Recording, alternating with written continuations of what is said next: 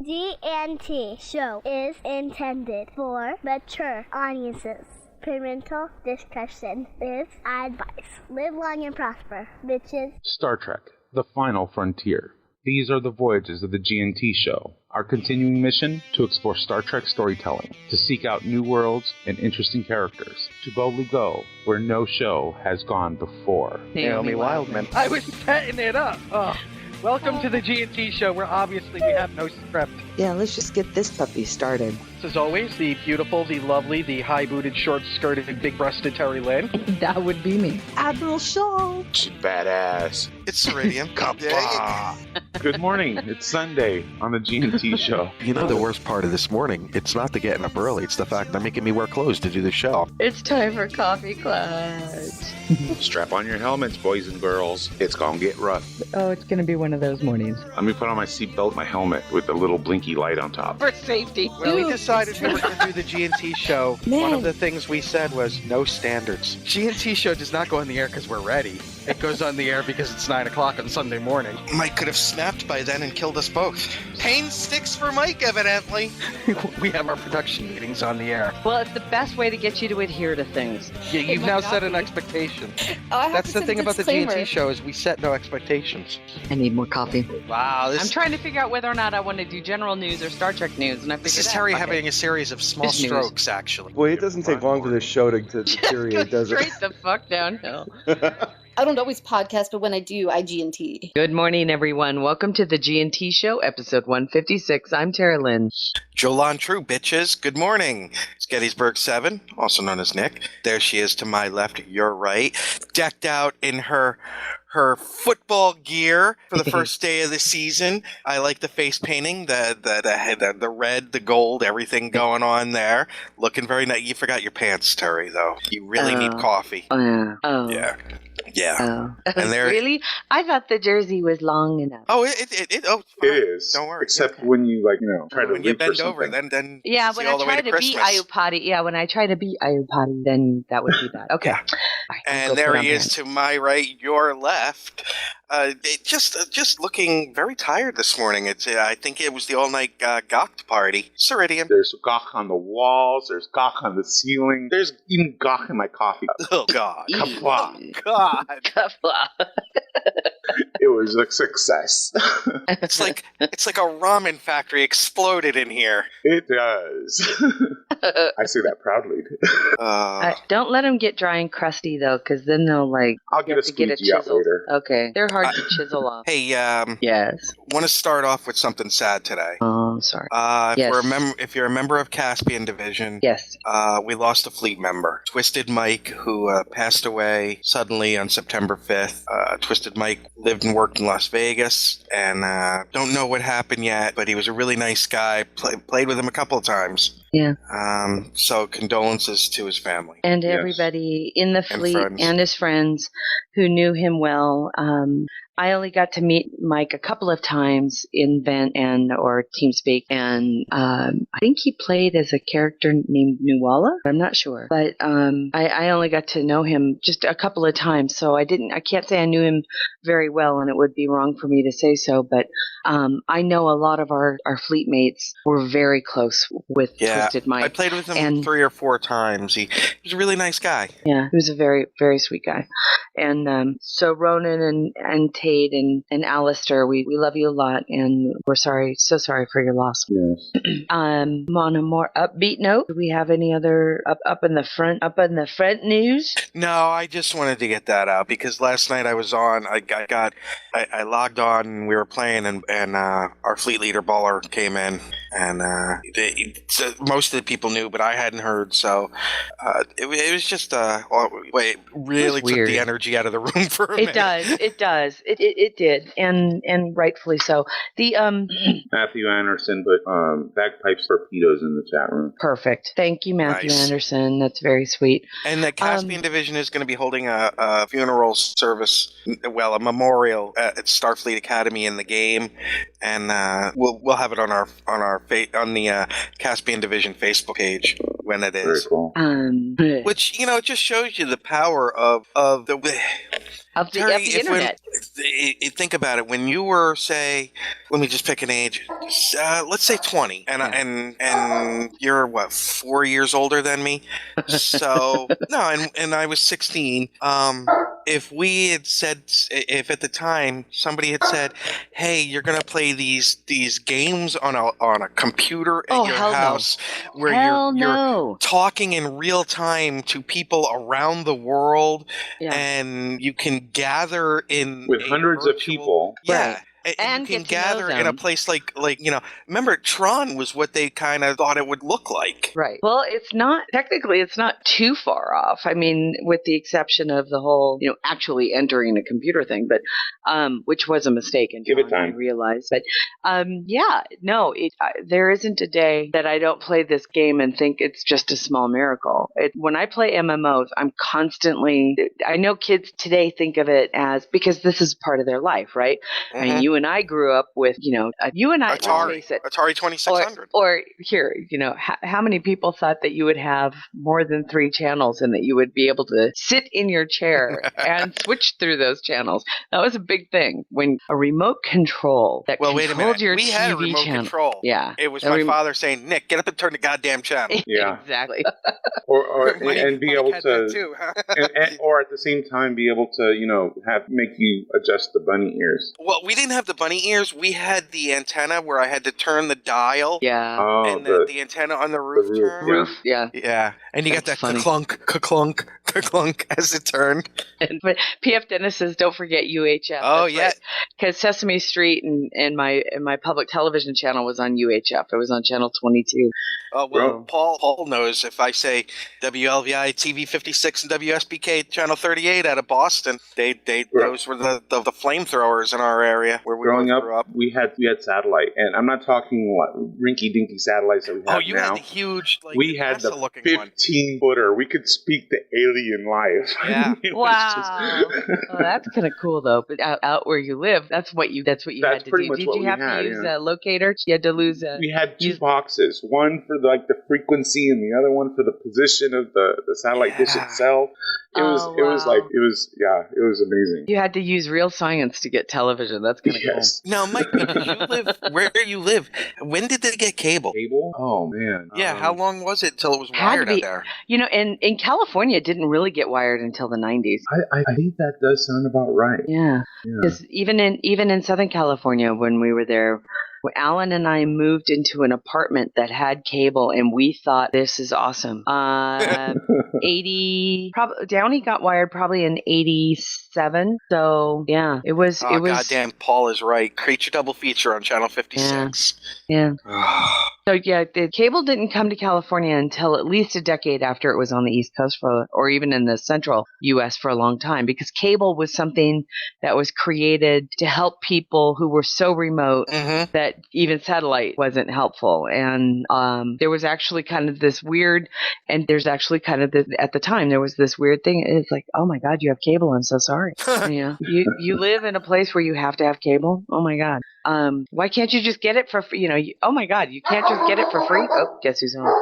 The coffee's there. The local channels on cable were an issue for a long time. You were always getting news from elsewhere. From different, yeah. Yeah. I'm sorry, I just had this image of Casey and Chloe running down the hall, and it was just the most adorable image ever because they were exactly what just happened. Yeah. The way they trot. Yeah.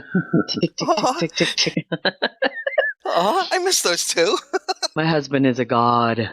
He's a god. He is. It is and true. He's a god who's right now ride high because his team is the only undefeated team in football. Oh, I'll have to remind. I don't think I have to remind him of that, but I'll remind him of that. My boss happens to also have the same first name. My boss happens to. Look, and he brought it to me on a plate and everything. I got breakfast and a large coffee. You are a god. Thank you. He's a good man. What'd you get for breakfast? I got bacon, egg, and cheese McGriddles. Nice. I am currently enjoying, believe it or not, a Entman's cider donut. Ooh, that sounds kind of good. It is really tasty. It is the taste of the season. Casey, go out the door. I'm having strawberry flavored water. Oh, is it like Neo? I don't know what Neo is. Did you squirt it in For the... product placement. Oh, did you? Son of a bitch. Did you squirt it in the water? No, it's powdery stuff that I dumped into the water. It's like Crystal Light type stuff. Okay, cool. Okay, Nick. No, Kush. They have no record. They're not undefeated. They have no record because they haven't played yet. All right, Nikki. What?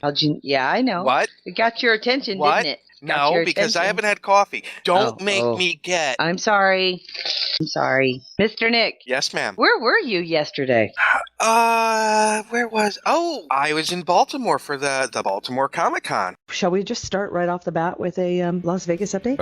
Are we still talking Vegas, right? We are. Talking about Vegas. Yes. You're coming to Vegas, right? Star Trek Las Vegas may take place every August, but on this show... This is where we hang out the rest of the year.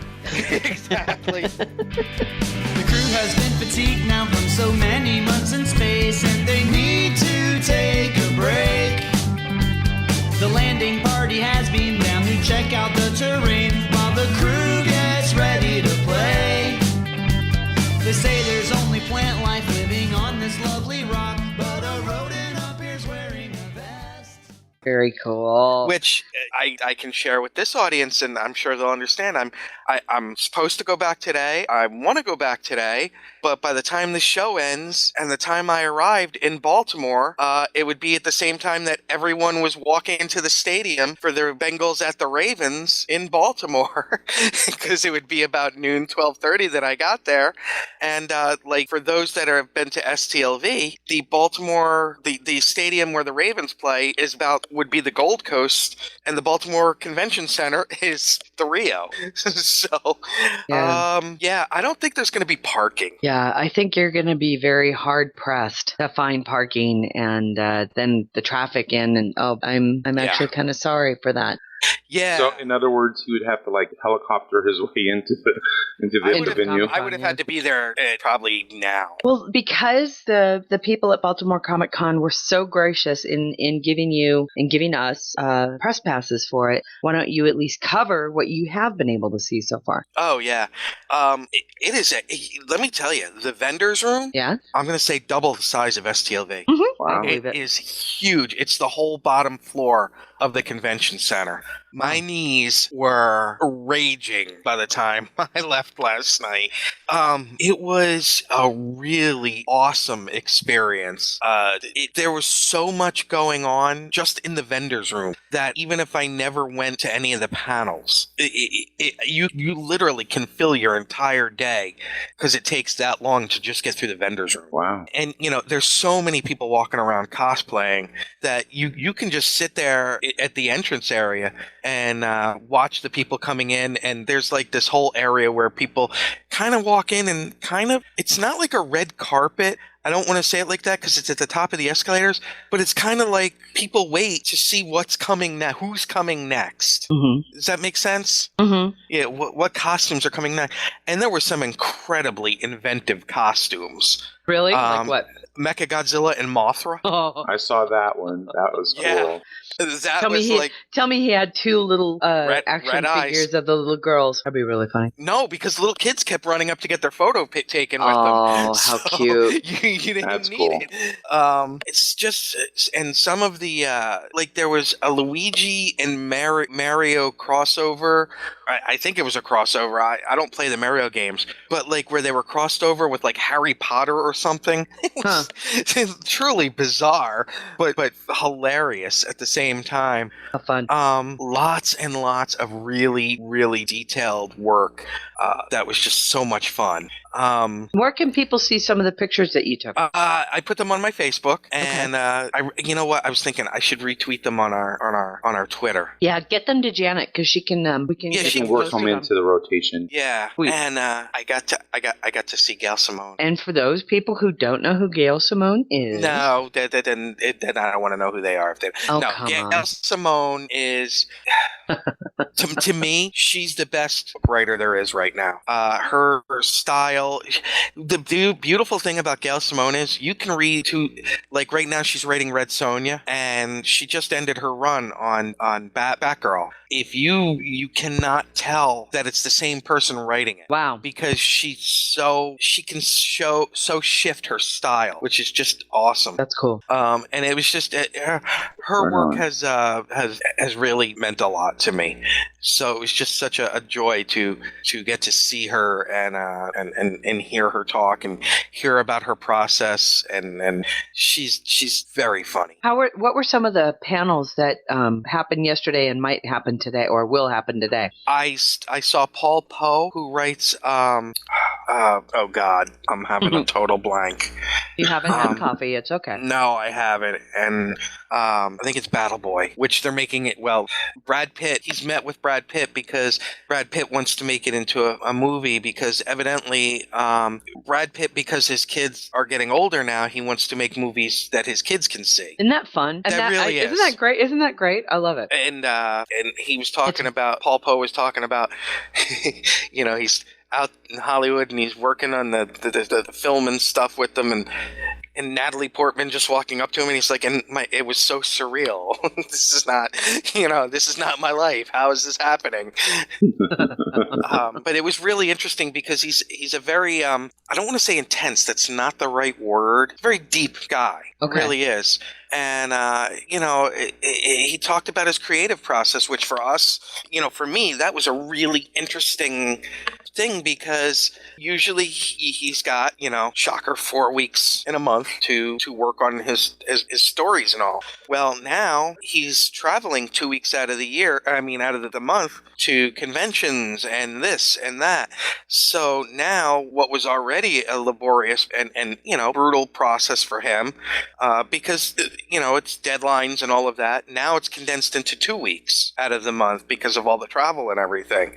So he was describing like his living conditions, where like literally he lives a very Spartan existence because that's how he wants to live. He has no TV, no radio. He's got, I think, he sleeps on pallets, like in where his studio is, so that basically when he wakes up, the only thing for him to do is work. Wow. Wow. Yeah. I mean, it was very, very interesting, and he was. I can't really describe it because he was just so. I was so immersed in listening to him, and it just hit me as I'm talking.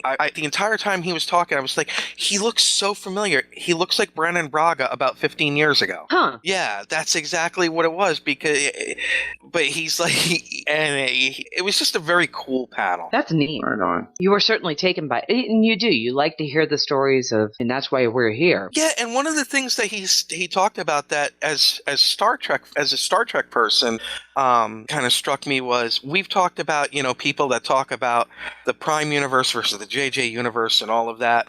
Well, as an artist, he talked about people that are like, oh, you draw for Marvel and DC, you're a corporate shill. And then the other artists that are like, oh, these indie people, they can't draw. He's like, no, we need to be in the middle where, hey, we're all in this together. Right.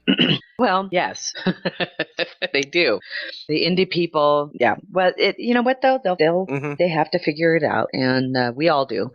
We have to support all of it. And have you heard of the artist Morbius? I have heard. I cannot say I've seen. Yeah, evidently he was good friends with Morbius, and Morbius was like his mentor. He took him under his wing, and I came in a little late to that panel because I was trying to find the room. Mm-hmm. And but like he talked about being at dinner with Morbius and stuff, and how this guy was just like, Morbius was a French artist, but how he learned from Morbius that it's okay to be comfortable in your own skin. Right. And like Morbius was always the coolest guy in the room. That he said he's seen two people in his lifetime that people shake when they meet them. Frank Miller was one, and Morbius was the other. Interesting. And he learned a lot about just being very zen from Morbius. So it was kind of cool to see, hear him talk about that kind of stuff. But yeah, I spent a lot of time in the vendors room just making my way around. And I saw Jerry the King Lawler from WWE, which was nice.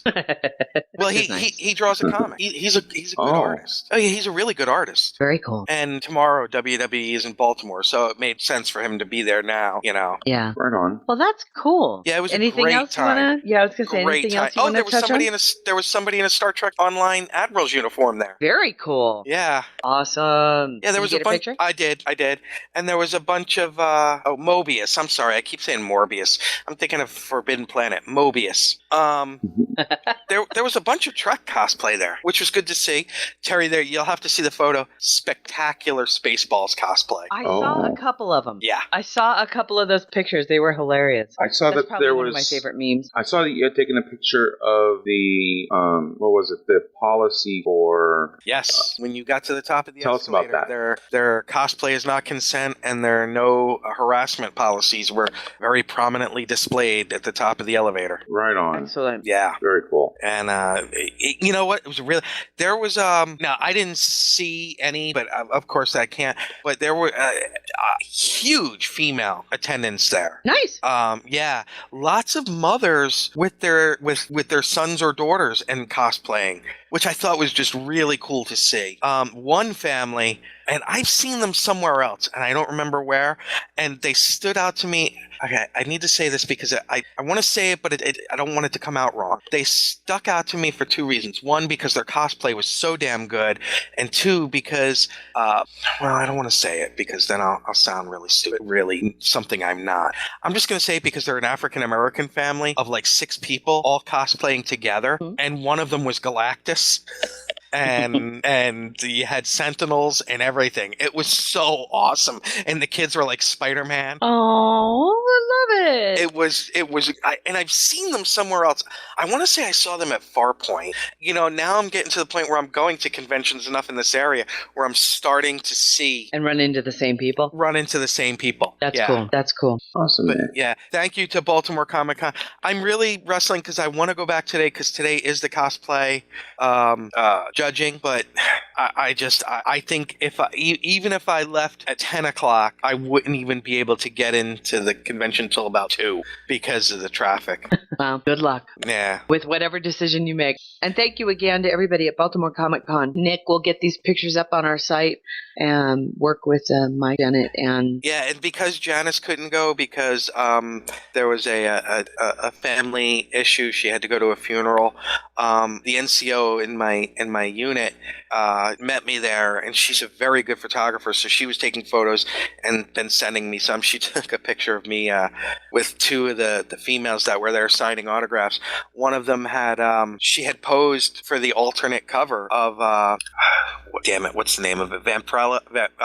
Terry, I haven't had my coffee yet. What's the comic? Vampirella? Yeah, I don't know. I think so. You know what I'm talking about. Yes. And she was in her Vampirella outfit. Oh, okay. Vampira? Vampira. You know, the little red bikini that just covers the nipples and the hoo-hoo. Oh, yeah, I saw. Yeah, I saw that one too. She was very faithful to the artist's vision. Let me just say that. Very cool. We introduced my NCO's 14-year-old son. I've never seen someone run from a beautiful woman quite as fast as he did. Like literally, he was like, "I've got to go buy a hat," and took off. And his mom, she's so funny because she's from the Dominican Republic. She was like, "Damn, what's wrong with my boy?" Oh my God. It's hilarious. Last thing you want is an erection in front of your mom. Yeah, it's a good point. Mike. I can, you know, and then I was thinking about it. I could see where that it would be so intimidating.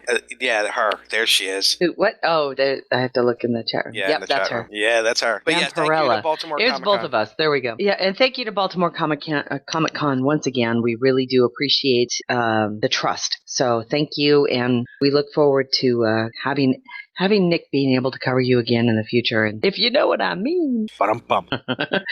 Shall we get to some Star Trek news? I am so proud to be a talkie geek. We've got our problems with the film, which we'll get into on our dopey little podcast and nitpick it to death. Star Trek news? So congratulations to the always dreamy David Mack. There's Legos? No. Star Trek news? Yes, the story behind the story. The movie that never was made. They got a Klingon! I know. Sold. That's right, I'm gonna throw in a Buck Mackay rookie guard. That's right, a Buck Mackay for people. It doesn't get any bigger than this. Star Trek news? Oh, Sure. let's.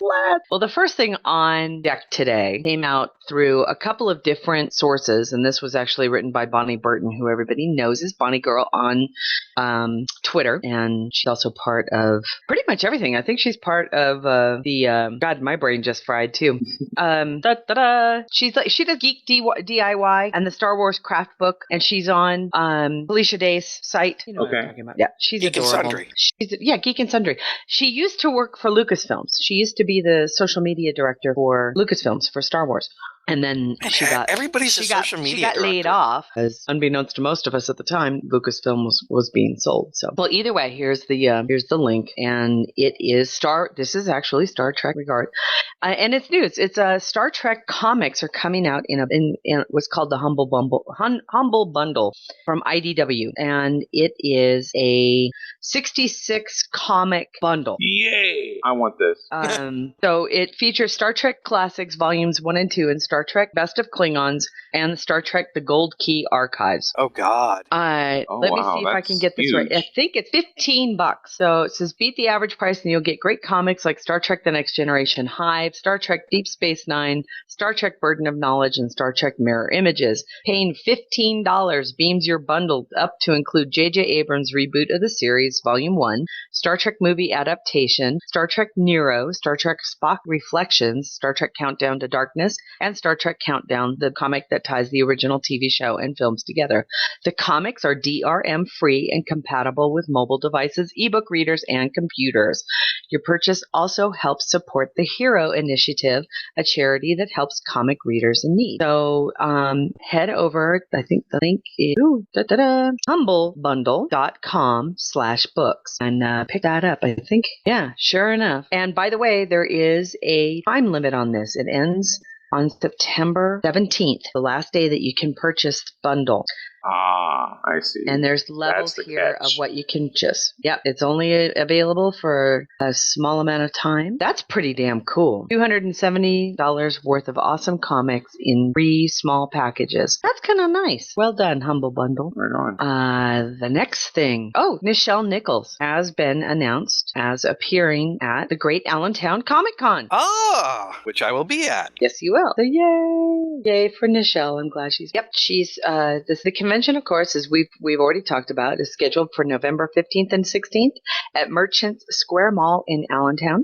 Nichelle will be there and doing a panel, and photo opportunities with Miss Nichols will be $40 each. Not sure about if she's doing signatures or not. She probably won't be. Does she do autographs? She doesn't really do autograph sessions, does she? You know what? I'm thinking about. I know she does. I don't remember her doing them. I think it's easier on her to do photographs. Yeah, I think it's just easier on her to do the photographs only. Yeah. Which is totally understandable and wonderful. I'd rather have a picture anyway. Much more personal. I do have a picture with her. What am I talking about? I love her. Have you noticed, it seems like a lot more now, when I'm seeing people going to conventions and posting their photos, that the stars seem to be loosening up a whole lot more with, like, taking silly photos and stuff. Outside of creation, yes, I agree with you. Why not? I mean, you're paying them money to stand there and smile, and especially like Karen Gillian and Matt Smith, Nathan Fillion. Yeah, he's notorious for it. Yeah, and yeah. Well, I mean, he's Nathan goddamn Fillion. You know, no shit. Well, the Klingon, Martok and that's true. And Gowron, when they're in costume, they're always in a playful mood. Try and tell either of those guys what to do. Oh, that's true. Oh my goodness. Okay, you guys have to see this link. This is the coolest thing I think I've seen in years, and it's so Star Trek on so many levels.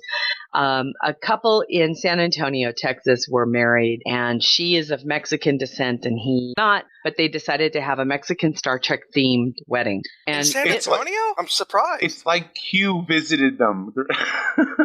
Everyone's got totally looks like Hugh's mariachi band. Yeah, I was going to say that. It is so fucking awesome. They cut their cake with a batlet, and they had the batlet dance and the Mexican pain sticks. It's so freaking awesome. You guys have to take a look at these photos because that was great. They had a little Dia de los Muertos wedding topper with a little Enterprise in the back. She dressed as a Trill. That's awesome. Isn't it cute? It looked like a fantastic party. And congratulations Lots of fun, yeah. to Alicia Sanchez, who happens to be a writer for Jezebel. I did not know that. Very cool. You're doing it right. You're kicking it Yeah, off no shit. right. A ding. I got dinged. I How heard. did I get dinged? Who's dinging me? No, Kush, I was saying that because she said a Mexican. Star Trek Reading. Yeah, in San Antonio. Well, I was being sarcastic. he was There's sarcastic. Lanny says, I have to know if the arena Yes, team was you their first dance. There is a photo of them kind of like sparring with Batleth, so Isn't it great? probably was. It's very cool. Now, somewhere there's that's that. That's STO news. Somewhere in Roddenberry's 1701 news, somewhere around here, there was an article that came out from Michael Hinman this week. Now I can't seem to find it. It's charity orchestra dates, and it was an article that was written by Michael Hinman that was full of rumor, conjecture, innuendo, and unnamed sources. I found it. You did? Thank you. I need... So basically, he's taking on what our show does. No, we actually mistakenly name our sources all the time. No, I'm just kidding. And that's why we're talking about it. I mean, that's why we're Most people don't realize we get our Star Trek news from Maria Bartiromo. Took you a second, didn't it? I thought that was why we paid the kid from El Salvador in the basement. Wow, Mike. Good God. Now, I want y'all to notice, that wasn't me, okay? I only talk about the women that are chained in the basement. Mike's got fucking indentured servants and slaves down there. Me? I just have Riker. Chained to the wall. All right. It's looking like he did in what was the one with the play? Actually, I was thinking more like he did after his tete-a-tete in the Klingon show, but one or both. All right. Well, there is a rumor going around that if Star Trek comes, now here's the whole thing. If, right? The big if Star Trek comes back to television, that it won't come back in the form of Netflix, that it would probably come back on Showtime. And the basis of this rumor is an unnamed source who wishes to remain anonymous, and that this person allegedly has familiarity with CBS's long-range programming mapping. And that, quote, the success of the last two movies has forced everyone to take a cautious approach to the franchise, and no one wants to make the same mistakes of a decade ago, which I could kind of understand. Yes, you don't want to make the same mistakes. However, I'm going to put it out to our listeners now. Is Showtime or another pay cable channel the way for Star Trek to come back, or should it come back on network or Netflix? I mean, if you're going to pay for subscription of any kind, whether it would be pay cable, Netflix, some other form of internet or streamed source like Netflix, or should it come in the form of a syndicated or network show that you don't necessarily have to pay extra for via your television source already? So I kind of want to hear it from everybody. There's an idea that it would come back in the form of like a Showtime series. Wasn't Stargate on Showtime? Originally, then it got moved. It got picked up by Sci-Fi after it was canceled on Showtime. Because it was on there for a long time. I think it was like 4 or 5 seasons before Sci-Fi picked it up. Yeah. And now you know why I didn't watch it. Because you refused to watch Showtime? I don't get it. Oh. The Showtime one, portion was We get was HBO. awesome. In your package deal to get Showtime, you have to pay like $20 more a month. And you get Showtime and like Cinemax and 5 or 6 other packages, of which I don't ever watch. I barely watch HBO. Yeah. So I don't know. I'm highly skeptical. No, Dennis is asking if it was on pay cable, would it be R-rated? Not necessarily. I mean, there's shows on there that are. You know damn well, because look. I don't think. No, I don't. There's no way that Paramount and CBS would allow that. Well, Trek has always kind of pushed the envelope. And but it would not. Stargate wasn't R-rated. Did you see the pilot? That's my fear. My fear is that we're going to have Kirk and Chapel doing anal. I'm just way to take it to the extreme, Terry. I was going to say, I hope it doesn't become like softcore porn, but wow, never mind. Softcore? It's porn on Game of Thrones. I don't see where it's ever softcore. I've never seen that, but okay. Just because I don't watch Game of Thrones. Just because it's on a paid channel doesn't mean that they would be doing that, though. Because the shows would then, all right, hypothetical. let's say it's on Showtime. It's going to come out on DVD. It's in Blu-ray. It's Star Trek. They are not going to alienate such a franchise fan base. Yes, exactly. That's why they're not going to let it happen. All right. We're just going to see better production values. Would we? And maybe, yeah. Fewer episodes for sure. Yeah, that's why. Maybe six in a season. Well, 13 would probably be the outset. What is, yeah. Ooh. Yeah, because a lot of Showtime... With the mid-season break, right? So it's really 6 episodes in a season. That's what I'm saying, is that it would be... Because what I consider a season is an uninterrupted season. 13 episodes means 13 consecutive weeks, maybe 1 week off. So over a period of 14 weeks, you would have a 13-week season. If it's 6 episodes, 4 months off, and another 6 episodes, that's 2 fucking seasons. I'm sorry, but it is. I love Lanny's idea. Have BBC America do it. BBC America is NBC. How when the shows are made by BBC? Well, they are, but I want to say that NBC owns BBC America's here in the NBC US. owns almost everything at this point, though, because they do, own 'cause Comcast. it's Comcast. Well, it's the other way around. Comcast owns them. Well, yeah, yeah. So I do want to say they are the NBC affiliate, but I'm going to double check that before. Well, I'm just eager to see Trek back on TV. That's really what I want. And all of this speculation is a lot of wishful thinking, I think, until someone finally comes out and makes a decision. In the end, at this point, I'd rather see Netflix do it, though. Yeah, and that's kind of what I'm throwing. I think it makes the most sense. What do you think would be best for everyone? Netflix. I think so as well. I mean, because then they would do their Netflix. It removes a lot of barriers to entry. Episodes at once, and it removes a lot of barriers to entry. I mean, all you need is a Netflix account, which is dirt cheap. Oh, and an internet connection. Well, maybe it's a little bit harder. But I mean, it's easier than Showtime. My fear is that they're going to do this with a pay cable company. That the cable company can force you to buy a package as opposed to just one channel, because that's how they do it. It's for me to get Showtime. I can't just get Showtime. I have to buy it with a package of like 6 other channels that I don't want and pay for all of that as well. And I wouldn't do that for a single television show. I just wouldn't. At least with Netflix, I have the ability to pick and choose other things that I want to watch. And it's far cheaper than buying a package or an upgrade to my cable. We're already paying through the nose for cable already. And that's just for basic digital with HBO set up. Paul does have a point. So Terry, how would you feel if they said that it was coming back and that it was Vanguard? I would be heartbroken if they put it on a pay cable. No. Like that. I mean, no, I'm not talking about that. I'm just if it came back and it was Vanguard. I'd flip out. It'd be awesome. But you were just complaining you don't want it sexed up. You're telling me that Vanguard didn't have its share of steamy scenes? No, and here's even funnier. You go back and you read those scenes between the 2 women. All it was literally the shot after the fireplace cutaway. It was it was still pretty steamy. Mussed up seats. You saw all David wrote was you talked about the mussed up sheets. That's all you get that in Trek now. Castle. Yeah, exactly. You get that in television now. But what I'm talking about is the actual. It's like Game of Thrones where you're actually seeing doggy style whatever. You're not going to see that in Trek. Why? I hope not. Because I cannot trust. I cannot trust a studio because I'm not saying I'm not being optimist. I'm being realistic about how studio executives. No, you're not, because they're never going to let Trek.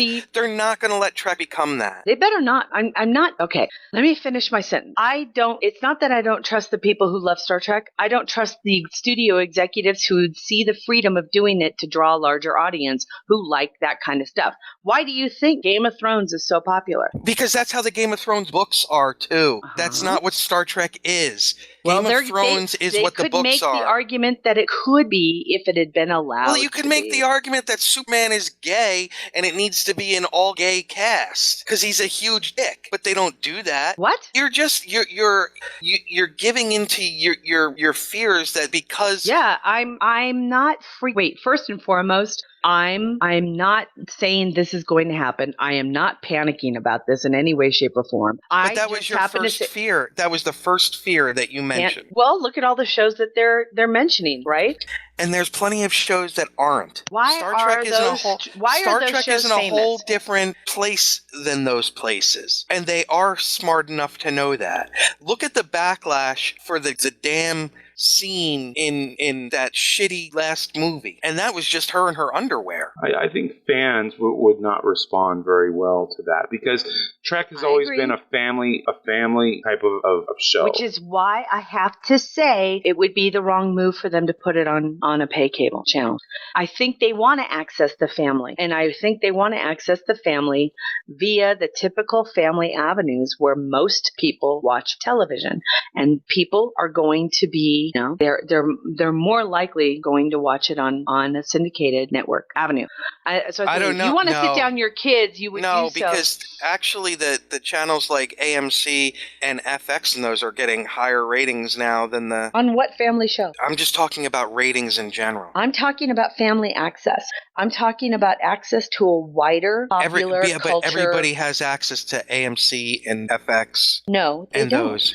You have to remember they really don't, because people who have basic cable don't even get those channels. They still only get network TV. I don't know anybody that only gets networks. Well, I can't think of anybody I know that only gets networks. Well, I'll talk to you about the reasons why that it is, but there's still a vast group of people that still watch only network television. And if people are clamoring for it to be on Netflix, there's a large part of the country that still has very bad internet that it would be shut out. Yeah, Absolutely. if you're out in a rural area, you're which is why I'm not sure that Netflix is a way for it to go. I have to, you have to wonder. Now, is House of Cards doing extraordinarily well for it? Yes. Critically. I don't know how it's making money in comparison to other network shows. Well enough for a second season, though, or another season. Oh, yeah. I mean, there's no doubt that it's making a profit. But is it pulling the same kind of, is Netflix able to make any kind of money off of it in the way that a network television does? I don't know how the model works for them, so it's difficult to even comment on. But when you've got an IP that's already owned by a company that owns a television studio, I can't imagine they're not going to be looking for those kinds of money, for advertising money, that they're going to fall upon and look for a more traditional outlay for that IP. Whether it's Netflix, maybe, because it was Les Moonves who had commented how profitable the arrangement with Netflix had been for CBS for the Star Trek series to have been placed on Netflix. But those were pre-existing shows. Right, yeah. Those were produced, the last one was 2005? And a new show where you've got a fractured community, which we are, as far as what we look for, what we want in a Star Trek series. I mean, it's ridiculous. Anybody can watch, and Cushy, that's not what I meant, but what I meant was, I don't know though, too, because there's a reason that a show like, and as much I've never watched it, but Dancing with the Stars gets the ratings it does because the family can sit around and watch it. And that's why shows like The Voice and those get the ratings, because it's something parents can sit with their kids and watch. So there is and even Big Bang Theory. That's a family sitting around watching. Or Friends or whatever. Yeah, it's and I don't disagree. I can't think of any dramas that are sit around with the family. But again, not since Star Trek and Little House on the Prairie. Well, no, that's not true, because Touched by an Angel, and remember CBS had all those shows. Anything Michael Landon was involved in. Oh God, yeah. Well, and Michael Landon's hair. But yeah, they stopped making those a long time ago. CBS used to be the network for that. Mm-hmm. They called it the Grandparents Network, but truthfully, it was the network that most of the shows that families sat around and watched. Mm-hmm. Castle comes close. No, Paul, you're missing my point. Well, some ideas for shows that I would love to see: Pac-Led Wheel of Fortune, Romulan Jeopardy, Klingon Fear Factor, Hughes Candid Camera, and then Three's Company with an Andorian Jack Tripper. I Klingon Fear Factor. Oh my God! Why didn't you just call it the Darwin Awards and get it over with? That's hilarious. Now, how about Pac-Led Fear Factor? Those are great. I love it. You make me bleed. I always imagined Klingon Fear Factor would be like, Klingons trying to do things that are not exactly fearful for like the human perspective. Pet the kitty. Damn it, pet the kitty. Hold as many tribbles as you possibly can. I want to pet the kitty. What race is Eric's? The Trilaxian? Trilaxian Dancing with the Stars? Oh, wow. Lanny says Breaking Bajoran. to Game of Tholians. Game of Tholians. Oh, wow. Orange is the new bullion. Actually, what would that be? It would be like Orange's. What would they wear in what's the facility in Star Trek Online, though? The prison facility. Oh, 40. 1847 or something?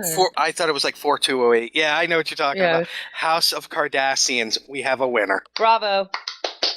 Interesting. Yeah, it just needs to be. It just needs whatever they decide to do. I'm more concerned about the actual show than I am about where it's going to be. I'm sorry, every game show would have to have a Ferengi host. It would. The game shows, yeah. Are you sure you want to do that? Rule acquisition number 47 says Ferengi, let's make a deal. No whammies. Ferengi, let's make a deal. No whammies. No whammies. We're 30 bars of pressed platinum, but here's Brunt FCA to take his cut. And yet somehow Drew Carey's still hosting Price is Right there. Actually, one that I really do still want to see is Klingons of Long Island. Oh, you know Klingons it would be of true. Long Island would be great. No, well, either way, it would be. I'm just more, like I said, I was more concerned about the actual quality of the show and what the show would be about, as opposed to the avenue in which it was broadcast.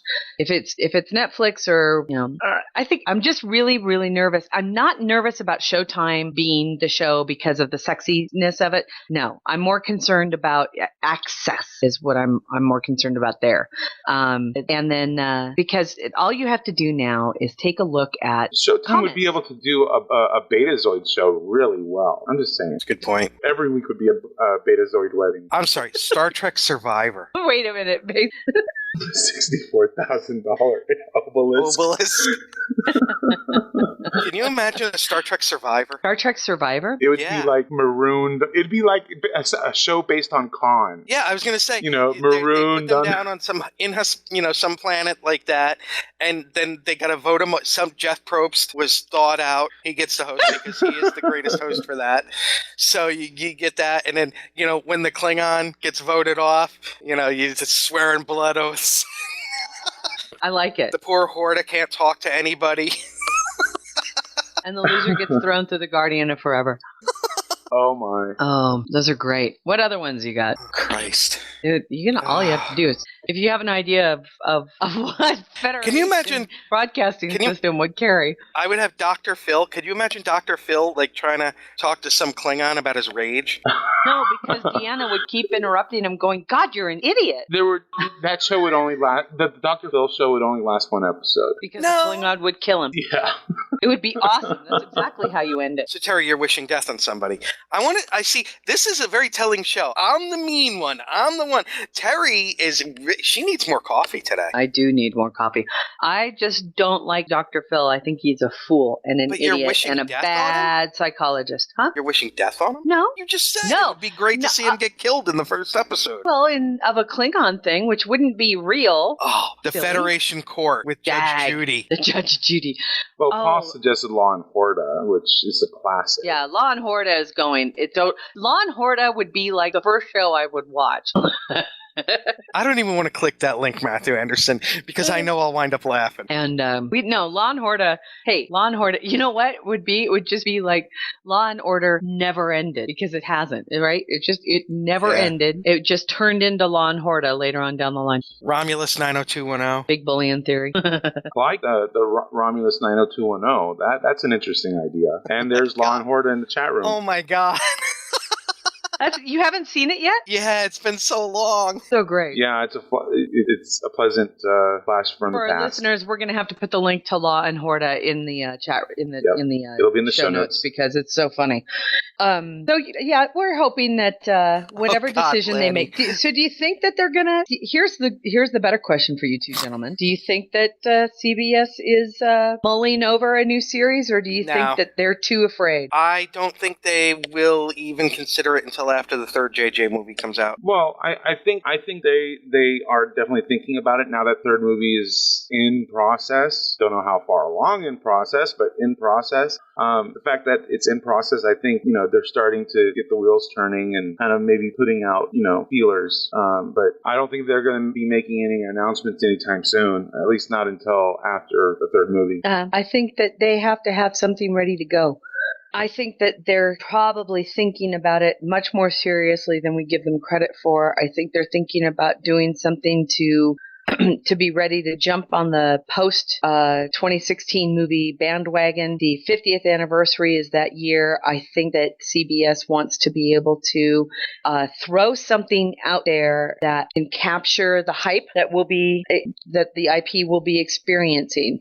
Whether or not they are looking for something long-term and quality, I hope, would be my hope. And if not, they're just looking to cash in for as long as they can, and they'll let it die again. So we'll see. It's one or the other. I know that there is a really big swell for Titan. The only thing with that is, and Terry, you could probably speak, I just don't think Jonathan Frakes would do it, do you? Only if it was animated, I think he'd be all over it. No, if it was live action. It depends on what his... Oh, yeah, I think that his character... I think, to be honest with you, well, I don't know. Here's the question. Are we talking about Titan later on down the line so we can catch up with Jonathan Frakes' age? Yeah, I think he did.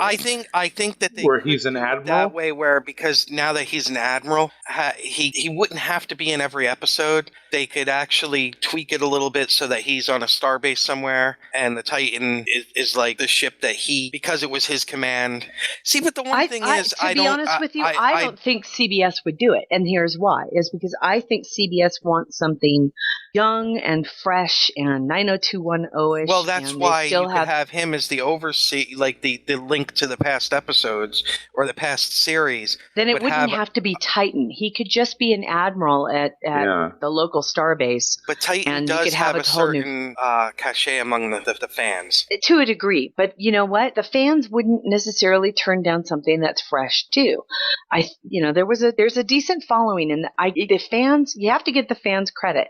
They're open for anything that's good, and it has to have the heart of Star Trek, which means that it has to at least adhere to those basic rules, and that is things aren't bad. Don't bring a Star Trek into darkness, and don't make it morose, don't make it gray, don't make it, doesn't mean that you can't have action in it. Well, then it begins and ends with a series based on the Janai.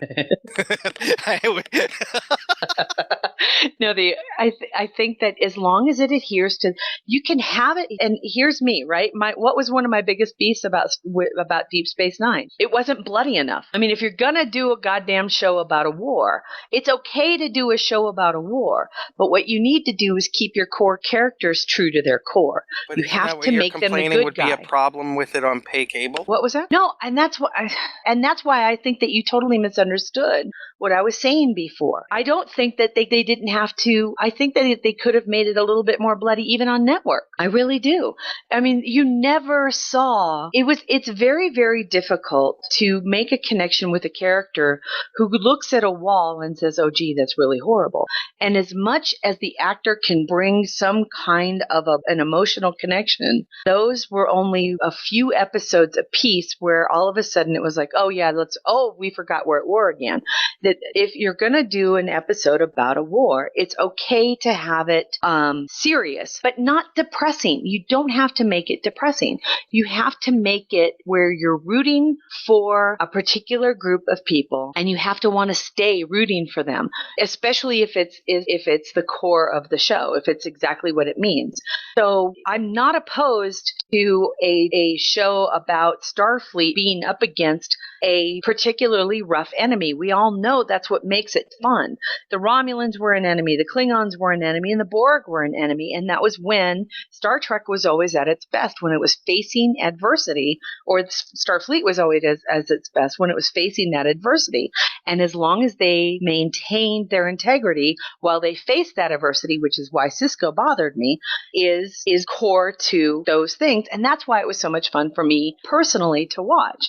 You can do it again, bring it up to date, give them an adversary that is just as scary and just as real, and have those same good characters go up against that adversity and still make you come out on the other end going, oh my God, I love these people. It's exactly why we were talking about why Guardians of the Galaxy works so damn well, because you're rooting for every single one of those people on that team. Why? Because they're good at their core. They always have been. And that's what I want to see again in Star Trek. I want to see a group of really, really good people at their heart go up against what challenges them in being good people without lowering themselves to the other side, because all that does is nullify what they are as people.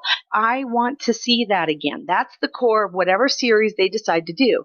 If they want to bring in, a little bit more intensity to that kind of a drama, sure. I'm all for it, as long as they don't lose that heart or its soul. I'm just not sure that they get that. I'm not sure. Well, I know for sure the people at Paramount don't. Mm-hmm. And whether or not CBS wants to take a risk on it when what's selling right now is super fluff, which is Dancing with the Stars, in which at the end of the day, people can forget that those people ever existed, or super serious, or violence and sex for the sake of violence and sex, where nobody is good. Nobody is good at their core. They're all evil at their core.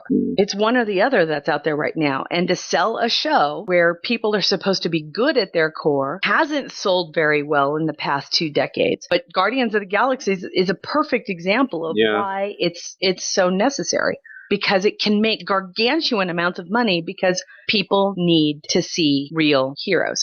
Heroes are people who stay who they are despite the hurdles they've been given. It's not anybody who breaks down and in Guardians, I mean, they're criminals and thieves and whatnot, but they still do what's the right thing. But they're good people at their core. I mean, what I'm saying is that they're good people at their core. They are all victims first and foremost. I mean, the raccoon is a genetic experiment who hates the fact that he's the genetic experiment, right? He's one of the first emotional characters you really come across. Star-Lord, hell, he was kidnapped. Yeah, and then kind of like indentured servitude. Right. Oh, please, who wouldn't want to be kidnapped by Michael Rooker? Yeah, pretty fun character. I love the way that ended, but okay. Mike? I was going to make an El Salvador child joke again. Oh my God. I decided to stop. What is up with you today, Mike? I don't know what's with him. My computer is overheating at the moment, so it's broiling in here. Oh my gosh. So I'm sweating. And even the 2 women. I mean, the 2 women were kidnapped and were forced into becoming something that they really aren't. And that's what I liked about Zoe Saldana's character. She even says, look, they turned me into this. This is not who I am. And from the moment you meet her, she is bound and determined to do good for good reasons. And what's even better about it is they didn't pull that typical, she just stabbed everybody in the back thing. God, that was refreshing, wasn't it? Sorry, I was just thinking about Nebula. But yeah, I mean, and even the oh my God, what's the other character? The wonderful wrestler. Drax. Drax. Yeah. And talk about Drax. I mean, he was never bad. You called him criminal to who? Yeah, I mean, he was to whatever organization, whatever law. The show. But they ended up showing and proving their worth to begin with. I mean, so God, I miss Alphas. So remember Alphas dealt with that. Remember with especially the guy that could with the angles and stuff. So potentially, at least the pitch for Renegades could be a contender. Renegades. I know I'm walking on hot coals here, but the premise behind that could work. Absolutely. I'm more concerned about what happened to Renegades. Whatever did happen to Renegades. I think they're still about that yesterday driving. I think they're still in post, which is Jesus Christ taking a long time. Well, to be fair, Terry, if it's being a fan-made production, quote unquote. Well, look at some of the other ones that have actually produced things. Yeah. Right, but the people involved with Renegades also are busy with a lot of other stuff. Where this because they spent whereas I'm like more- Alex, lives and breathes Axanar. Yeah. You know what I mean? And I mean, even continues. I mean, although it's a little bit different with continues, but not really. But they're still able to. Wait a minute, hold on, Terry. Lanny says Drek's annoyed because his obsession with calling Gamora a whore for no reason. No, he had a. Remember, he. She murdered a lot of people. Yeah. The whore wasn't her about its sexuality. The whore was a way to get at somebody for whom he held no respect. And because she was a murderer, that you have to remember is that there was that connection there where she was a whore. She was a puppet of her quote unquote, father, which he really isn't. So and that was like the deepest insult he could hit her with. Exactly. To her core. That's what he was. He saw her as somebody who was a puppet. Not a whore as in sex, but a whore as a person. Yeah, kind of like a mercenary. Not for sex, but for other things. Mercenary would be considered a whore by his point of view. And then she proved herself to him by the end of the movie, and rightfully so. So I don't see him as slamming her on sex. I see her as slamming her for being for sale. For sale. A mercenary really is a whore. Her psyche. She was a whore. She had tendered herself to that situation and found the strength to pull herself out of it. That's why I like it. Zoe Saldana has really been building, I don't want to say quietly, but it has been quietly, a nice career as an action star without us being beat over the head that she's an action star. Does that make sense? Yes. Yeah. She's getting some really kick-ass roles, but I don't think people's first thought with her is that she's an ass kicker. It's like, I don't know if I'm saying it right. I think I understand what you're trying to say, though. She's an action hero. She's built herself up as an action and actress. Scarlett Johansson has become quite the action hero. Yeah, I agree, and that's cool. I mean, I'm saying it's nice that but we don't think of them, and I don't think it's because they're female. I think it's because the work that they do is. When you think of Stallone, you think action hero, but you're not thinking acting. When you think of Zoe Saldana, you're thinking acting who's also action. Well, a lot of that too is our action. That is one thing that you have to say Marvel has really, and even DC to some extent with some of the Spider-Man films, that they've actually put some... Spider-Man's Marvel. Oh, I'm sorry. You're right. What am I thinking? Then Marvel. Yeah. Has really put in for making sure that the quality of actors who play these roles understand the power. I mean, it started with X-Men. It really did. It started where you got great actors playing these larger-than-life roles. How do you play a larger-than-life role? You either play it like Stallone, which is... and let it be the popcorn cheese factor that it is. Or you take it like you do with Shakespeare. Bay movies. Right. You take it like you do with Shakespeare, and that is you play these larger-than-life roles larger than life. Have actors who understand that that these are mythical tales that need mythical performances. And that's why they have such great actors doing such great stuff now. I think it says Patrick something Stewart for Marvel. And Ian McKellen and Robert Downey Jr. and just amazing actors. And I think it says something for Marvel that Robert Redford and Glenn Close want to do their movies. Yes, exactly. They're pulling in, Robert Redford. That was I don't know if young people in their 20s today understand what kind of get that was. I know for me that was like, wow. You mean like Alec Guinness in Star Wars? Yeah, remember exactly. that? That was like the shit. It was like, holy crap! This movie needs to be taken seriously, folks. Alec Guinness is in it. That's really what it was. And having Robert Redford play a political intrigue, that hopefully, I'm hoping that if somebody in their teens or 20s saw Winter Soldier and says, "Who's this guy?" and starts to look back through his body of work, and the same with Glenn Close. Yeah. Then they'll discover Sophie's Choice and Kevin that was Kline Meryl and just Streep. amazing. Oh, I'm sorry. Oh, Jesus. You really are. Wow. I'm way off base today. I was thinking Big Chill. Sorry. Yeah. Which still one of my favorite all-time movies. Oh, Fatal Attraction. She was just... We were just talking about that in TeamSpeak the other day about how that movie messed with society in a big, big way. You mentioned that movie and every guy in the audience that saw it covered his junk. And every child kind of went, my bunny. But yeah, the idea of a great actor, and that's what I love about Zoe. Zoe can carry it. She's got the chops. To be honest with you, I think that her best, well, I don't know, she's got some other really great serious roles out there that just didn't get the airtime, if you know what I mean. Yeah. But she really got an opportunity to knock a few of those lines way out of the park in Guardians of the Galaxy, and I'm looking forward to seeing her more in the future because I know that they're going to do a sequel now. So I am Groot. Oh, he has become.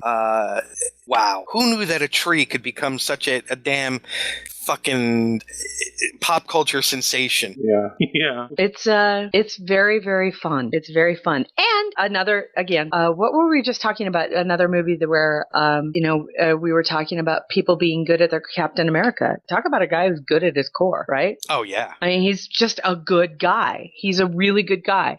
And he stays that way, and I like it. And he's so good. He kind of challenges everybody around him to be more like him. God, I love his character. I didn't know. I didn't know about Captain America very much until I started seeing the movies, and I thought, I can understand why people read the comic books because if he was like this in the comic growing up, but I wasn't a huge. To me, it was always like, oh, Captain America. Was it cheese? No, it was. I was more of a Fantastic Four fan, and an X-Men fan.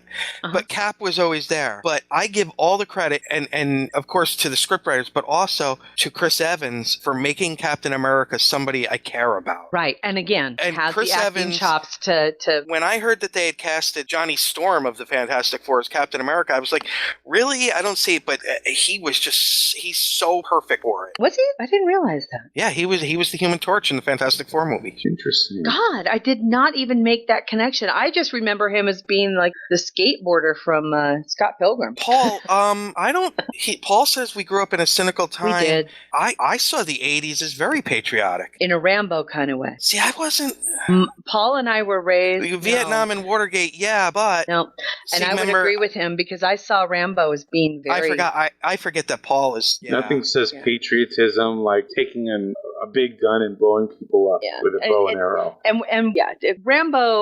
The Rambo films turned anger and retribution into patriotism, which it wasn't. It was the exact opposite when Paul and I were growing up. So we saw because you Rambo guys had being Coming Home and Deer Hunter and all of that. Yeah.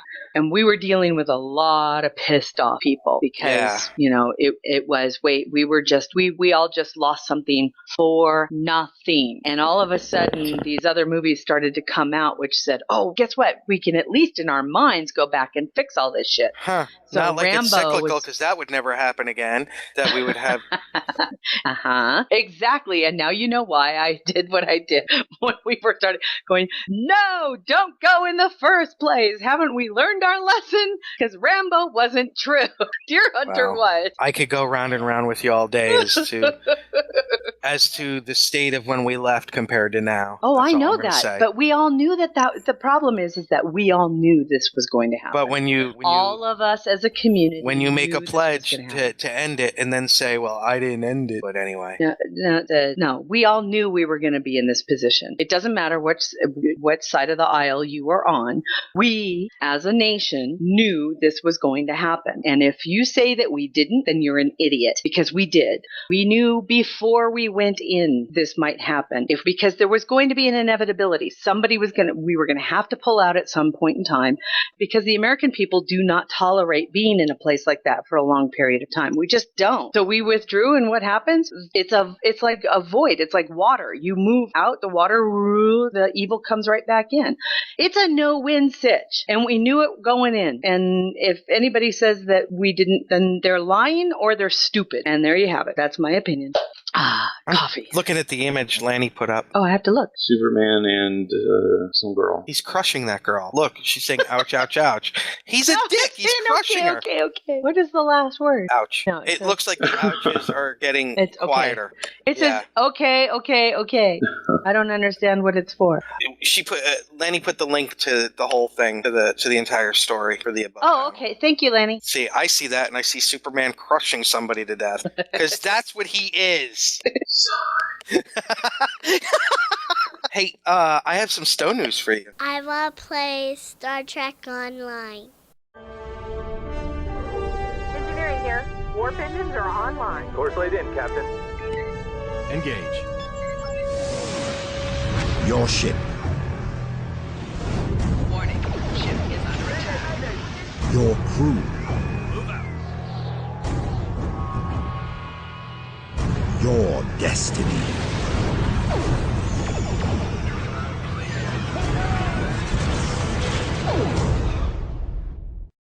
Oh, I've done. Good, because I was going to say it. Let's get to some Stowe news. Go for it. Dav Mac is now in a new ship, and I think you'll very much appreciate the name of the ship and the numbering. It's a Science Odyssey. It's a Science Odyssey class, and it's the NCC 94700 USS Ming Zhuang. Oh, Ming Zhuang. Yep. I like it. Nice Vanguard reference. Well, because I'm reading Seekers and remembered how cool Ming was. Yeah. I love Yet, have you? You know what part I'm talking about, Mike? Where I finished reading the book. I'm done with it. I've moved on. Okay, I'm a little over halfway through. Choose that piece of equipment that Ming gave him. That old piece of equipment. Yes. Yeah.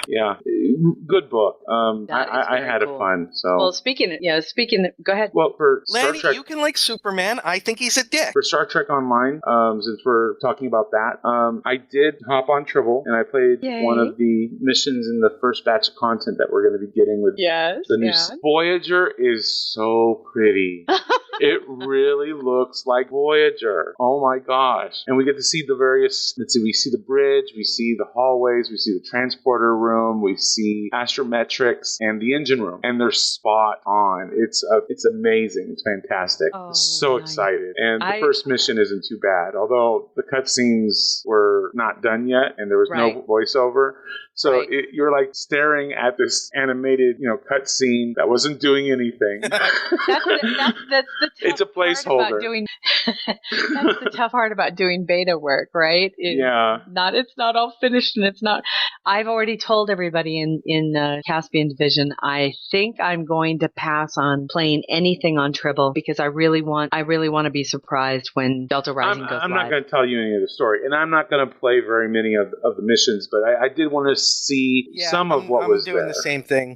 But I did want to see a little bit of what's there, and like I said, Voyager is so pretty. But we already knew that was coming, so no spoilers there. But good. And I do know about a particular character that's still a surprise because Tade spilled the beans in TeamSpeak yesterday. But I don't know if they've gotten this person's voice work or not. We'll find out. But I'm not going to spoil it here because it's fun. I think it should be one of those things that'll be a nice I don't want to say Easter egg, but a nice surprise when people finally play the stuff when it goes live. I'm very excited. Now, some of the things that have already been announced, are the new Tier 6 ships that have come out and the designs for those. Those were, I put the massively column in our chat room and we put the link in our show notes.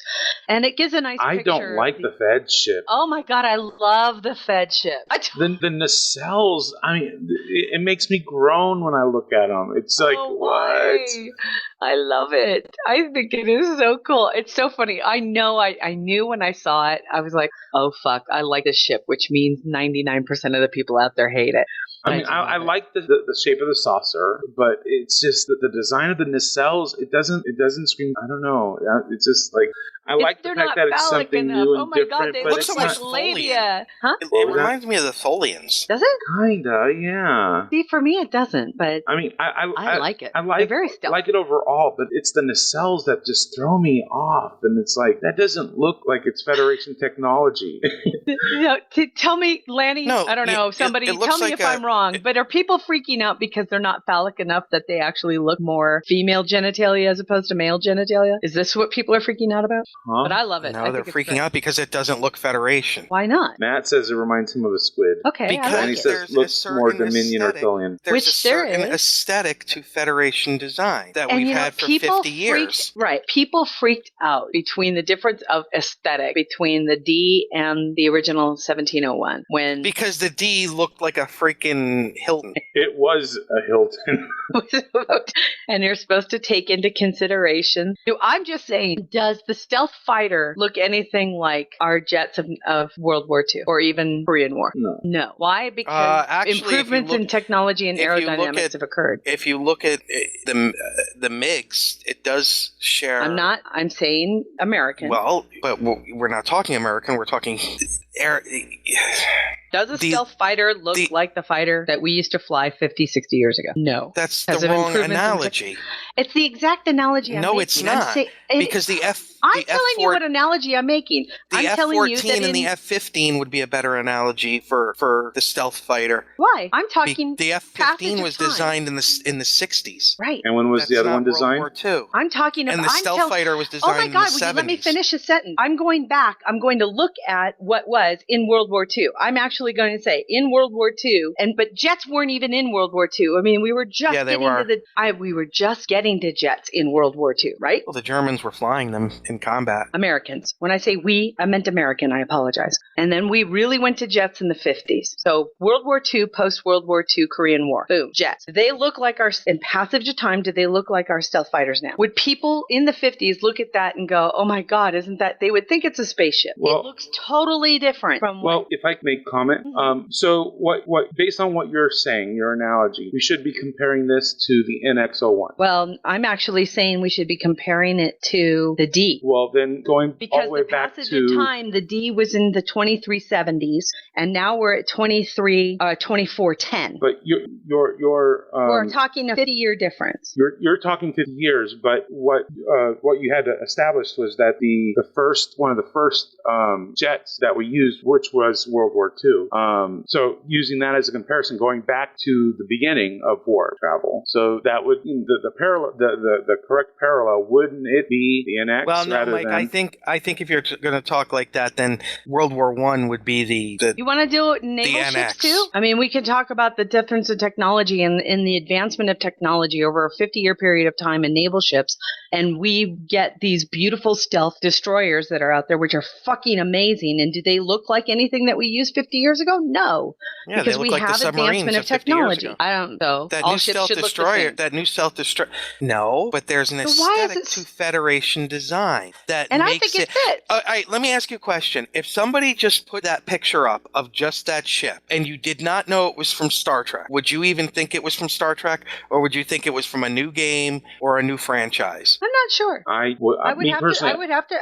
would concede that I would have to ask. I wouldn't my point. Immediately it doesn't make say Star Trek. mention. I wouldn't immediately. But it does on the Romulan and the Klingon because they all go back to their basic shape. So they do have. I'm just trying to figure out how you tell the difference between Klingon ships because I can't. No, I can't eat. Well, the Bird of Prey is the only Klingon ship I can tell from the others. And what about Romulan ships? Same thing. No, because their Birds of Prey are different than the Daredecks. Well, for you, because you're more familiar with their aesthetic. Yes, is that what you're saying? Well, I'm familiar with Klingon aesthetic, but to me, the only way I know the Bortosk is different than one of the others in the game is by the size. See, you know what I mean? They do a really nice job. The Federation ships, there's so many different designs, but they all have the one aesthetic of like the warp nacelles.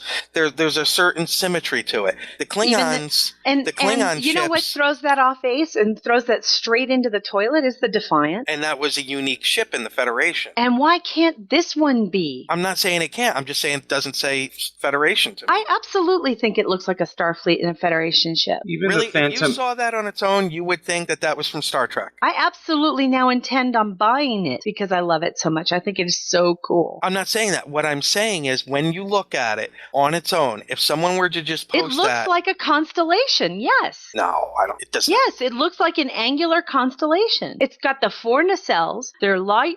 Just because it's longer and flatter. I mean, why is it any different? Or just because it's angular? I think it's up a lot of the contradiction, or a lot of the, not contradiction, but the evolution from late 2300 Star Trek into what will eventually become the J. I don't have a problem with the angles. What is throwing me are the nacelles. Right, and that's what I mean about aesthetic. I think the nacelles are straight out of.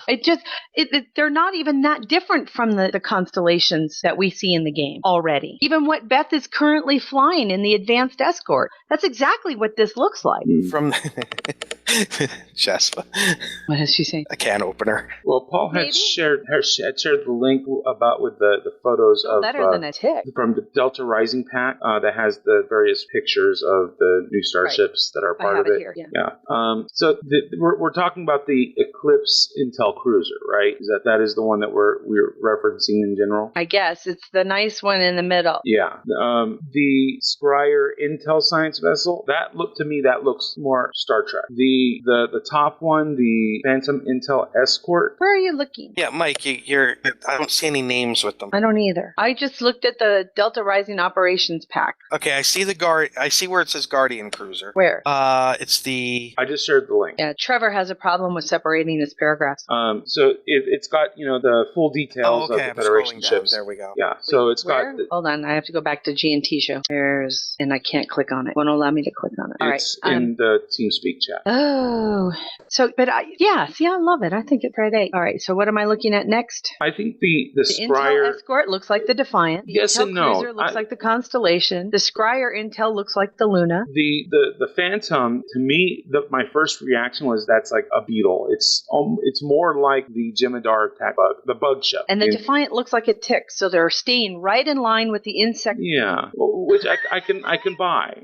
That I can understand. The Intel Science Cruiser, that screams Star Trek for me. Although, yes, that's the one I was talking about. All along, that's the one. The Scryer. Okay, I was referring to the photo that was in the chat room and all. No. I was talking about the Eclipse Intel Cruiser, the one he was just talking. Oh, the Science Vessel. The Science Vessel looks like the Luna. The Science Vessel screams Star Trek at me, especially with the new ship, with the new. Is it because films. it's got the round? Is it because it's got the round forward hull? The nacelles look like the nacelles. Well, so the Guardian. The Guardian is the one that looks like the Ambassador class. Because there's 2 of them and they're phallic. Oh my God, you are what you complain everybody else is. I'm just saying is that you're the only one that ever brings that up.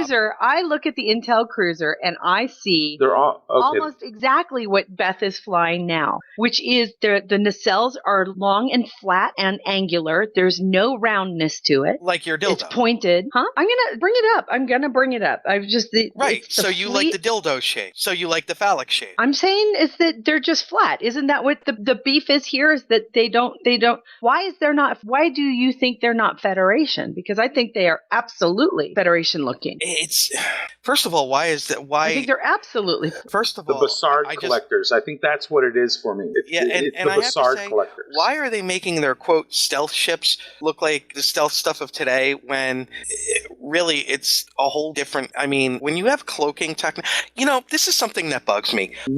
Why would the Federation? Okay, why would the Federation say, "Hey, Klingons, you have cloaks. Hey, Romulans, you have cloaks," but no, we're not going to have cloaks? What possible kind of bizarre Pollyanna thinking went into that? And well, it shouldn't matter anymore because wasn't the agreement not to use cloaks part of? No, wait, it was part of Kittimer, wasn't it? Only for the Federation. That's why the Defiant was only supposed to be able to use the cloak in the Gamma Quadrant, which they never adhered to. But wait, the Romulans were not part of the Kittimer. I don't think. Klingons right? still used cloaks. Yeah, but it's the Romulans that were responsible for the Federation not getting close, if I'm not mistaken. But why would the Federation agree to that? Not because they're supposed to be explorers and not combat or military, and cloak would be a military type of thing, I think. Well, then why do they have favors? No, the quote was from Roddenberry was that the Federation wouldn't need to be so underhanded and sneaky. It was kind of like the Federation would willingly put itself at a tactical disadvantage. Yes, that's just stupid. I agree. I'm not saying it was smart. I'm saying that's what it was. I think that's even stupider than the no money. Because the no money thing, I could see actually getting to a point where you're like that. Now, I don't think there would be no currency at all because you're going to have like the Ferengi and other species like that. But just putting yourself at such a disadvantage. But just for she says it'd be like saying today no mustard gas, except that everybody has signed on to that. The Federations are the only ones that have said no cloak. Well, I just hope I can swap out the nacelles on that ship because I just don't like those nacelles. And that's all I'm saying. I hope there's I'm still trying to figure out what's the difference between those nacelles and the ones on the Fleet Escort now. And I put the picture of the Fleet Escort in the chat room because they look fucking identical.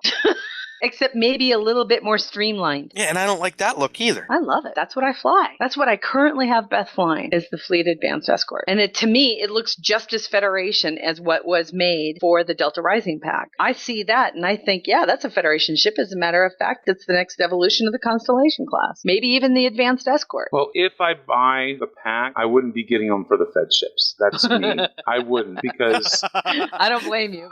Okay. I don't like them. I don't like them as much as I like the Klingon designs, and those are Klingon. Those are nice Klingon our audience. Designs. Somehow Lanny comes up with a cartoon steak. Yeah, that's kind of frightening. Not sure where she got that. Our audience fucking rules. And by the way, you know that Al and the people have to be loving our conversation this in depth about Stowe. In depth about Stowe ships too. Aesthetics, yeah. The ship's aesthetics, but it's awesome, and I'm really very excited about it because at first I wasn't. I have to say, I wasn't thinking about getting the Delta Rising pack. But now, after seeing that new ship, I don't care. Everybody else, you can hate on it. I don't care. I think it's fucking beautiful. And now I'm really considering buying the pack.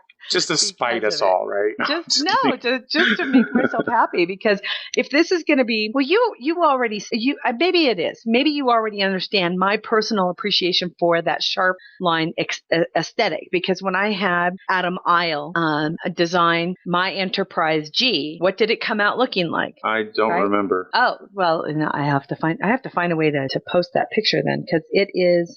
It's freaking awesome, and it's very angular and it's very big. Now, mind you, the nacelles aren't quite as flat as that, but I did ask him to make them a little bit flatter. And I like the sharper design. Why? Because I think that in the evolution of the design of ships over the course of 150 years, they're going to change, not unlike cars did. The Model T doesn't look like a fucking Ferrari. I think things get more sleek with time, and then, depending on what technology needs.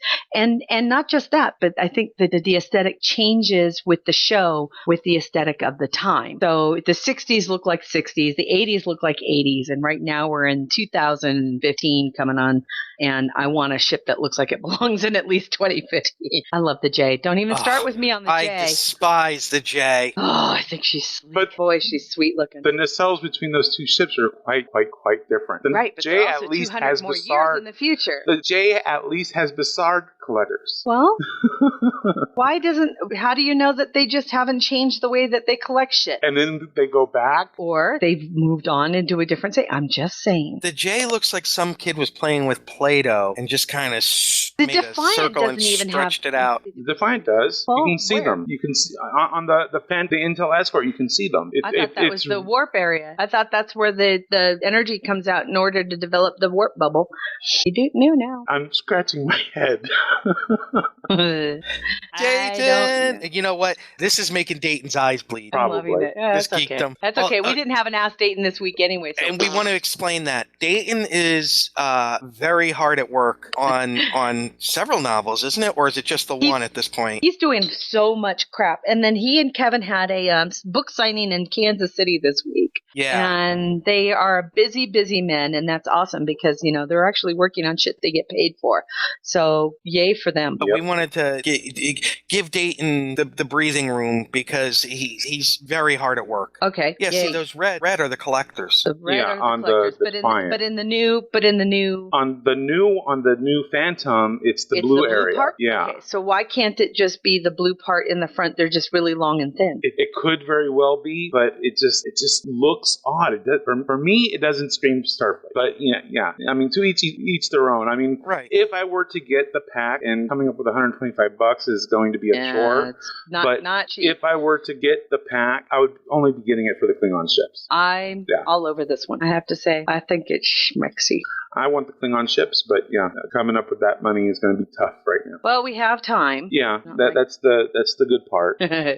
And it was really, really fun to argue ships with you guys. Great. I like this. This was fun. Do we have any announcements? Just that it's hot as hell in this room right now. I've been drinking water, but I'm still like sweating. So that's Mike lost 10 pounds in this episode. Yeah, feels like it. Well, everybody, you have to go over and listen to our most recent supplemental log with Jay Jen Ucelis, who, of course, is the Klingon Pop Warrior. So much fun. She's hilarious. She's a blast, and we want to send our condolences to her on the loss of her kitty. She lost her kitty the day after our show, and Mike killed it. I did not. Do not blame that shit on me. That's a very Klingon thing to do. The cat. But it was a blast talking to her. And if you want to support the Klingon Pop Warrior Project, the links are all in our show notes from the supplemental log over at the G&T show. And her answer to the Lipton questions are hilarious. They're great. We had a great conversation with her. It was a blast. Coming up, of course, we are a year out from Star Trek Las Vegas. We'll talk more about that next week. And Nick, thank everybody over at Baltimore Comic Con for us again for their wonderful support. Yeah, thank you so much. And the people there were, Mike, you dealt with them on the professional side. They were really good to work with, correct? Mm-hmm. Yes. And they were really good there when I went in. I meant to tell you, the volunteers that work there are wearing orange shirts, that say like Baltimore Comic Con on the front, and on the back it says Minions. Cool. Yeah, right on. How fun. And that's kind of it for our show. Red Shirt Diaries. Don't forget Red Shirt Diaries. Oh, okay. Red Shirt Diaries. I want to see the link because I haven't seen it yet. So I'll include it in the show notes. Cool. Bonus Mark event. When does it end? Today? Tomorrow? There's a bonus Mark event? This whole weekend. Oh, man. Mike. I've just been so out of it. I know. I'm 2 shards away from finishing Crystalline with Satan. I finished Crystalline with Beth yesterday, and then she's now tier 5 on all reputations, so she's ready to go. Oh, outstanding. And I have... Is she all upgraded to tier 12 purple, Mark 12 purple on her weapons and everything? On her escort, she sure is. Wow, look at you. Mike, you missed it. Friday night, Terry had fun doing something she never has fun doing. PvP, I heard. I posted it on Facebook. I took a screen cap of the a screen grab of the DPS finale. The DPS finale. Of course, I was still the bottom of the pack because everybody else is cruisers or their holy crap. Whoever was flying that Jem'Hadar, God knows what that was. Oh, Terry, fucking almost 3 million in damage. That was crazy. Terry, talk about the Gettysburg and the damage that it took and what it took to take it down. It took 4 of us to gang up on him to finally take him down. It was Mike, it was I have hilarious. 66,000 hull. Nice. It's nuts. See, I don't even know what that means. I just kind of go, hey, do I survive my missions? Yes? Okay, I'm fine. Yeah. Now, the crystalline entity we did try to do, Mike will get a kick out of this. That was hilarious. Let's put it this way. We decided to do a private crystalline entity group, right? Okay. So, we had 10 of us from, there was 8 of us. Oh, 8 at first. There was 8 of us, but we forgot to bring a science officer with us. Oh. It is just so you know now, we are the living proof that you must bring a science officer with you to crystalline entity, because no matter how many attacks you have, and no matter how many heals you have, you will never be able to take it down. The gravity well is what actually hurts it, right? And tachyon beam, I think. Which is a gravity type of... Oh my God. We were there for half an hour and never got it under 30%. I got to tell you, Saoirse, who blows up once in a blue moon, was just blowing up left and right. I must have died 15 or 20 times. I ran out of critical components fixing my ship. It was At one point, I believe it. I counted no less than like 20 shards following the Gettysburg. We finally had to give up. We gave up and then got backed out. We all switched characters and we came back with a bunch of science. With a bunch of science, and then we ended up killing it in about 45 seconds. But still, it was. I believe it. I've been in those matches through the queue, and it's like it's just hair pulling. It is hair pulling. It is very hair, but funny as all get out because we were all like, why isn't it dying? Because apparently you need to have science, people. Just warn you. Yes. Science! And ever since they added those anomalies, oh my God. I'm getting chased by like 20 shards, and then I can see nothing, but I'm watching my hull go down, go down, go down, go. And all you're hearing on TeamSpeak is the following. Somebody got a heal? Does somebody have a heal? I need a heal. Oh my God, somebody got hazard emitters. But nobody can target you because they can't see you. And it was like, and you're hearing, okay, never mind, I'm gone. Too late, I'm dead. It was very, very funny. So by the end of the night, we were cracking up. And then somebody said, "Oh, we have to PvP," and I'm like, "Oh God." But we had a blast. One PvP lasted forever. And that last one. That 'Cause last we were down 8-3, and we came back and won 15-14. Yeah, it was I chased great. Roland around for about literally 12 minutes. He and I were engaged in a running battle, and then they said, "Fuck him, we're going to team up on him." And dude, I had like 4 tractor beams, a science well, fucking tachyon beams, everything coming on me, and they were still going, Jesus, because I have like 4 heals on the ship. It was just really funny. So I have to admit, I had a good time in that PvP match because Beth holds up well. I was targeting her for a while. Well, I need to put some new consoles. I have some consoles that I need to upgrade on it because I think you're going to laugh. I want to say I still have a couple of consoles that are like green Mark 10. Oh, damn. So I need to brush her up a little bit. But now she's got all of the fleet. She has fleet weapons, Mark 12, and she has her engine, deflector, and that stuff. That set is from the fleet, but she needs some new engineering consoles, no doubt. All right, my dear. I've been while everyone else has been playing Stealth, I've been editing audio. I'm about halfway through the first draft of Starfinder Episode 3. Episode 2 is in the final stages of post-production, so that will be out soon. I'm making progress on the 3rd episode, so that'll be out hopefully not too much longer after the 2nd episode. I also have been reading, finished Seekers 2 as I mentioned earlier, and I've started reading the first book in the Lost Era series. Oh, how is it? Oh, I like it. Which book is that? Is that the? It's the one with Sulu and company. Okay. Oh, it's fun, and it's actually showing like the early days of the warp program and interesting directions, and it's got Tholians, so gotta love that. So really really good book so far. I'm only 3 or 4 chapters in, or 7 chapters in as of last night. So and I'm about halfway through Seekers 2. Oh, good. Cool. Tommy's awesome, isn't she, Mike? Yes. Some really good humor in there. I like the doctor. It's okay. The captain likes it when I do this. The very first words of the next chapter. I really hate it when you do this. Yes. Yes.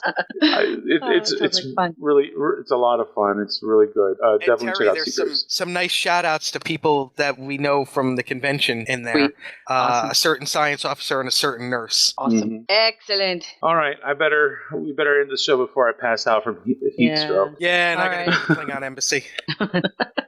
Defera. Okay, it can be on Defera. Yeah, that would be the most fitting. Yeah. All right, you guys, thanks very, very much. And everybody in the chat room, thanks for joining us today, and join us next week for episode 157. Crazy. Cray. And I think I'm going to be on All About Trek next week. So that's on Saturday the 13th. Are you ready for some football? I am. Go Niners. Who are traveling to Dallas.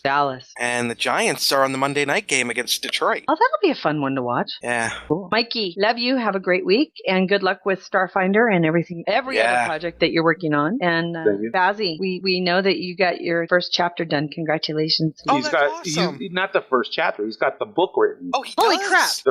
He's got his book written, first draft, but he's got it written. I'm wrong. What am I wrong about? Oh, the ship. I love you, Lanny. Have a great one. Talk to you later. Goodbye. Joe Lantro.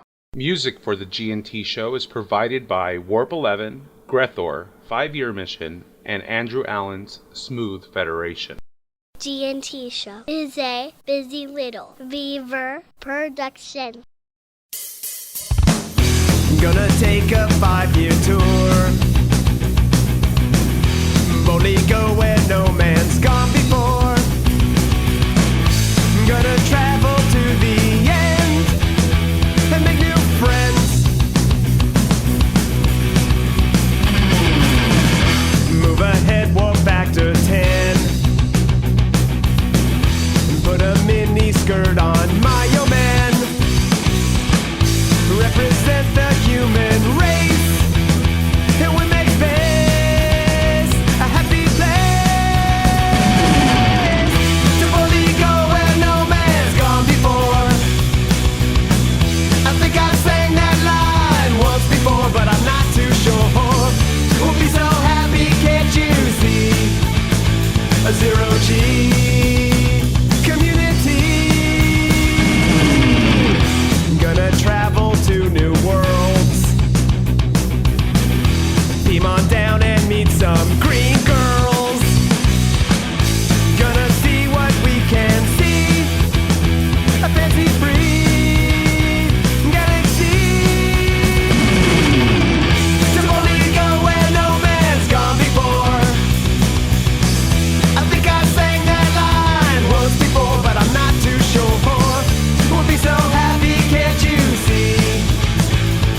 community.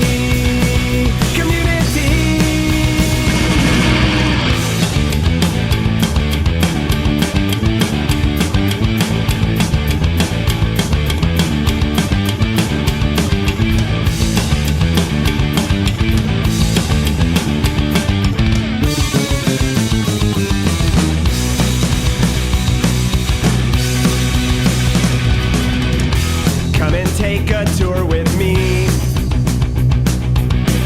There'll be no cons or caveats.